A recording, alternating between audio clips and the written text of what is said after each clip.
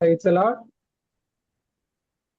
இந்த இறைவார்த்தை பயிர்களாக கொடுக்கப்பட்ட வார்த்தைகள் யோவான் நற்செய்தி அதிகாரம் 6 இறைவார்த்தைகள் 16 முதல் 21 வரை. யோவான் நற்செய்தி அதிகாரம் 6 இறைவார்த்தைகள் 16 முதல் 21 வரை.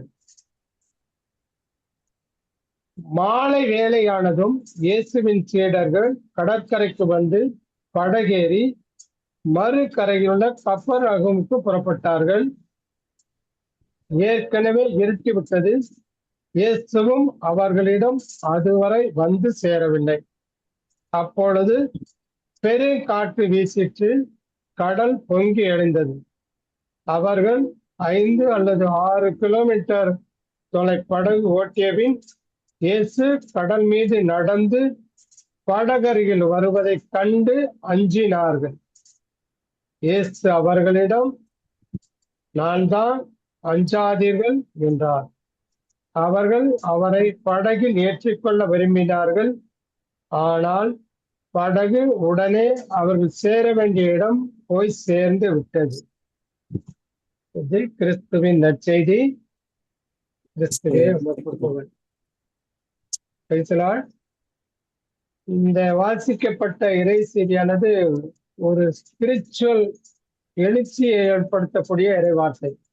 என்னன்னா, இந்த பகுதியானது மத்தேயு நற்செய்தியிலும் குறிப்பிட்டுள்ளது, மார்க் நற்செய்தியிலும் குறிப்பிட்டுள்ளது. நமக்கு நம்முடைய கேத்தலிக் பைபிளில் ஸ்பெஷாலிட்டி என்னன்னா, மற்ற எந்த பைபிளையும் இந்த மாதிரி எல்லாம் எங்கெங்க இதனுடைய இணையான வசனங்கள் இருக்கு, இணையான சம்பவங்கள் இருக்குலாம் கோடிச்சு காட்டிக்க மாட்டாங்க.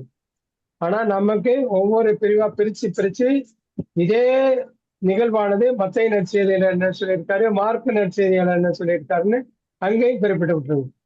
அப்ப இந்த 3 பிரிவுகளை நம்ம சேர்ந்து தியானிக்கும் பொழுதுதான் இதில் அடங்கி இருக்கிற மறை உண்மைகளை நாம இன்னும் ஆழமாக தியானிக்கிறதுக்கு அது ஏதுவாக இருக்கும். அப்ப இந்த நற்செய்தி பகுதிக்கு முன்னாடி, இதை நம்ம தியானிக்கிறதுக்கு முன்னாடி, இதுக்கு முன்னாடி உள்ள பின்புலத்தை நம்ம தெரிஞ்சாதான் இன்னும் கொஞ்சம் இந்த இறை வார்த்தை பயிர்வு கொஞ்சம் நமக்கு புரிதலுக்கு கொடுக்கும். அதான் இந்த சம்பவம் எப்ப நடக்குன்னா, இதுக்கு முன்னாடி ஒரு மிகப்பெரிய அற்புதம் ஜீசஸ் நிகழ்த்துறாரு. அதாவது நீங்க அதுக்கு முந்தின வசனங்களை படிச்சா தெரியும். 5 அப்பம் 2 மீனை பழுகி பெருகி எல்லாரும் சாப்பிட்ட பிறகு 5000 பேர், உணவுண்ட ஆண்களின் எண்ணிக்கை 5000, மீதம் இருந்ததை 12 கூடைகள் எடுத்துக்காரு. அப்ப இந்த அற்புதம் அடையாளம் நிகழ்ந்த பிறகு எல்லாருமே உணவு பசியெல்லாம் அடங்கிட்டாங்க. அவங்களுக்கு ஆன்மீக பசியும் கொடுத்தாச்சு. அன்று காலை முதல் இறைவார்த்தை பேர்வு. அப்ப எல்லாரையும் இயேசு என்ன செய்றாரு, அவங்க இல்லத்துக்கு அனுப்பி விடாரு.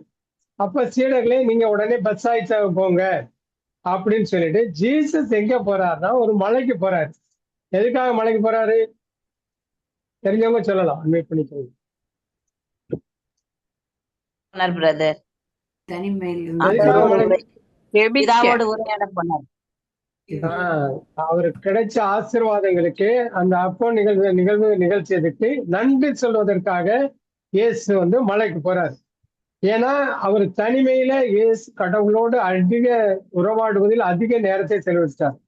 இந்த செய்தியில நமக்கு என்னன்னா, நாம கடவுளோடு எவ்வளவு நேரம் செலவிடுகிறோம், தனிமையில் உறவாடுறோமா, தனி ஜெபத்தின் முக்கியத்துவம் உணர்த்துவதற்காகத்தான் ஜீசஸ் வந்து சீடர்களை எல்லாம் அனுப்பிட்டு நீங்க அங்க போங்க அப்படின்னு சொல்லி இயேசு தனிமையில ஆண்டவருக்கு நன்றி செலுத்தக்கூடிய, ஏன்னா மிகப்பெரிய அற்புதம் நடந்துட்டாங்க, நன்றி செலுத்தக்கூடிய நேரமாக கடவுளுக்கு பிதாவினோட வலது பக்கத்துல பிதாவை தேடி ஜெபிக்கிறதுக்காக அந்த மலைக்கு போயிருக்காரு. சீடர்கள் போறாங்க. போனாலும் அந்த போற வழியில அந்த கடல்ல வந்து ஒரு கொந்தளிப்பு, ஒரு காற்று வீசுது. அவர்கள் இந்த காலத்துல மாதிரி ஸ்டீம் போட்டோ வேற ஏதோ இன்ஜின் எல்லாம் கிடையாது. இந்த தண்டு வச்சுதான் தண்டு வடிக்குதுன்னு சொல்லுவாங்க. அந்த மாதிரிதான் தண்டு வடிச்சு அந்த படகை செலுத்தணும். அப்ப எதிர்காற்று அடுத்ததுனால சீடர்களால அது தண்டு வடிக்க முடியாம திணறிக்கிட்டு இருக்காங்க. இது ஜீசஸுக்கு தெரிஞ்சிருச்சு. அவர் ஜெபிக்கும் போது அவர் விஷயம் இல்ல, சீடர்கள் கஷ்டப்படுறது அவருக்கு தெரிஞ்சிருச்சு. உடனே ஜீசஸ் இறங்கி வாராரு. வந்து பாக்குறாரு, சீடர்கள்லாம் நடுக்கடல்ல தான் நிக்கிறாங்க, பாதி தூரம் கூட தாண்டல. ஏன் இந்த பிள்ளை இப்படி கஷ்டப்படுறாங்களே அப்படின்னு சொல்லிட்டு அந்த பிள்ளைகளை தேடி ஜீசஸ் கடல் மீது நடந்து வருகிறார். என்ன ஒரு அற்புதம் பாத்தீங்களா? ஜீசஸ் பிள்ளைகளை தேடி, இதே மாதிரிதான் நாம துன்பத்திலேயோ ஒரு பிரச்சனையில இருக்கும்போது அவர் நம்மை தேடி வருகிறார். நம்ம தேடி போகல, அவர் தான் நம்மளை தேடி வர்றார். அப்ப இதே நிகழ்வு தான். நம்ம அந்த ஜீசஸ் சீடர்களை தேடி வந்த உடனே சீடர்கள் என்ன செஞ்சாங்க? அவர்கள் ஜீசஸ் அவ்வளவு நேரம் ஜீசஸ பார்த்து பேசி பழகி அந்த அடையாள அற்புதங்கள்லாம் கண்டு இருந்தோம்.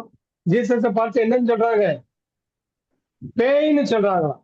ஐயோ பேய் இருந்துருச்சு அப்படின்னு சொல்லி ஒரு அச்சத்தால அவங்க ரொம்ப கஷ்டப்படுறாங்க.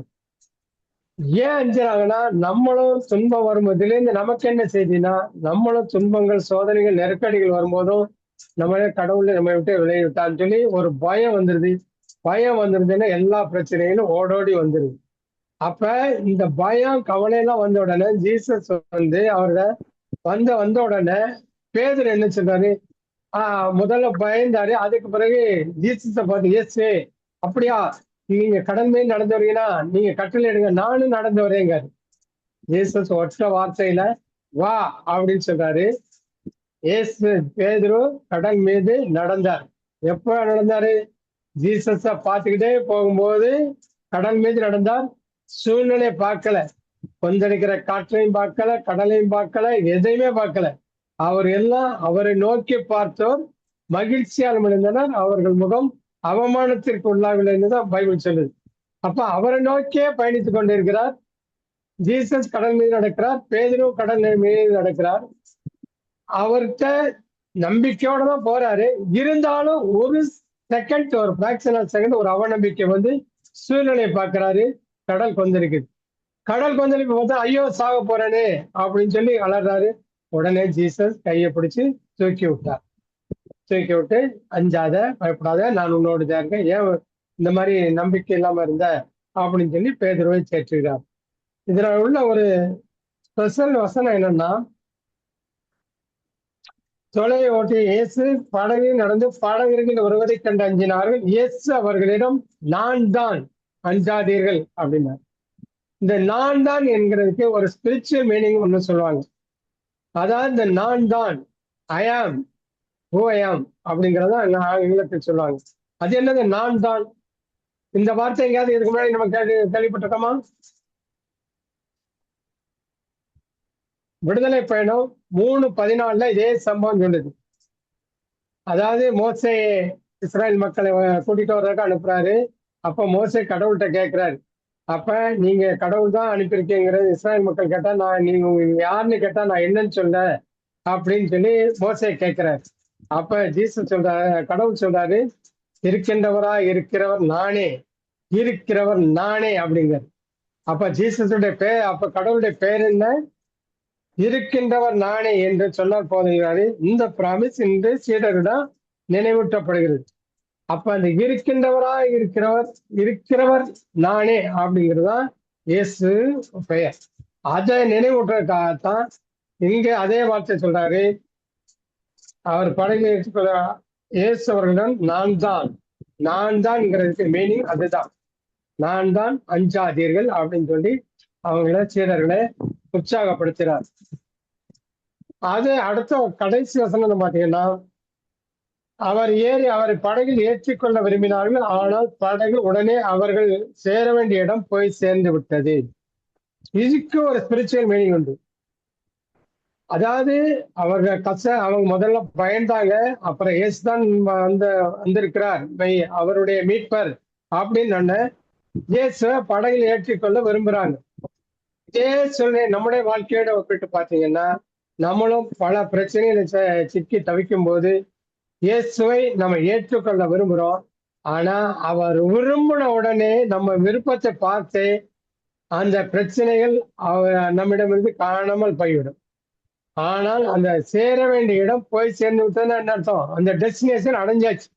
இனிமே எந்த கவலை இல்லை, பயம் இல்லை, கண்ணீர் இல்லை அப்படின்னு. இதே இது ஒவ்வொரு நட்சத்திலும் ஒரு சில வார்த்தைகள் கொஞ்சம் இதா இருக்கும். ஆனா இதனுடைய மைய சிந்தனை, இதுல இருந்து நாம என்ன கற்றுக்கொள்ள வேண்டும்னா, அங்க ஒரு இருள் நிலவுகிறது. அதாவது ஆன்மீக குழப்பம், இயேசு இல்லாத வாழ்க்கை ஒரு இருள். அதாவது சந்தேகம், பயம், தனிமை என்ற நிலைகளை தான் அந்த இருளுங்கிற வார்த்தை குறிக்குது. அந்த கடல் கலக்கம் என்னன்னா நம்முடைய வாழ்க்கையில நம்ம அன்றாடும் சந்திக்கின்ற சோதனைகள், பிரச்சனைகள், துன்பங்கள். இதுதான் அந்த கடல் கலக்கம் இந்த வார்த்தை மூலம் இருந்தது. இயேசு கடல் மேல் நடக்கிறார் அப்படின்னா ஜீசஸ் வந்து என்னைக்குமே பிரச்சனை மேலதான் நடப்பாரு. பிரச்சனைக்கு கீழே இருக்கவே மாட்டார். பிரச்சனையின் மேல் தான் இருக்கிறார். அதான் சொல்லிருக்காரு மார்க் 11:23 தான் சொல்லுது. நம்பிக்கையுடன் ஐயம் ஏதுமின்றி மழையை பார்த்து பெயர்ந்து கடலில் விழி என்று சொன்னால் அது அப்படியே நடக்கும். நாம தான் பார்த்து பேசணும்னு சொல்லியிருக்காரு. உனக்கு ரைட் கொடுத்திருக்கேங்காரு, உனக்கு அதிகாரம் கொடுத்திருக்கேங்காரு. அப்ப பிரச்சனை மேல் இருந்து நம்மளை வழி நடத்துகிறவர் தான் நம்ம இயேசு ஆண்டவர்.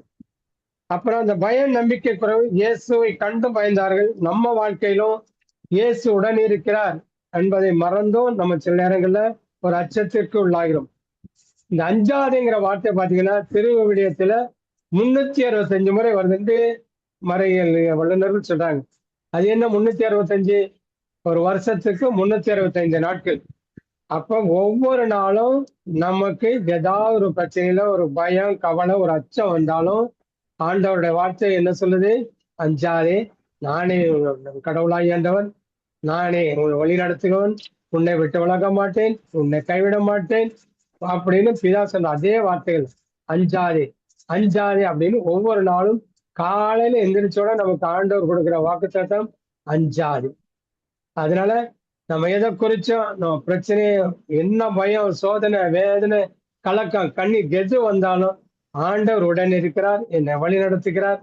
அவர் உயிருள்ள தேவனா இருந்து இன்னைக்கு மட்டும் இல்ல, நாளைக்கு மட்டும் இல்ல, நாளை கழிச்சு மட்டும் இல்ல, இதை உலகம் முடியும் வரை என்னாலும் உங்களோடு இருக்கிறேன் ப்ராமிஸ் கொடுக்கிறார். உலகம் என்னைக்கு முடியும்? யாருக்காவது தெரியுமா?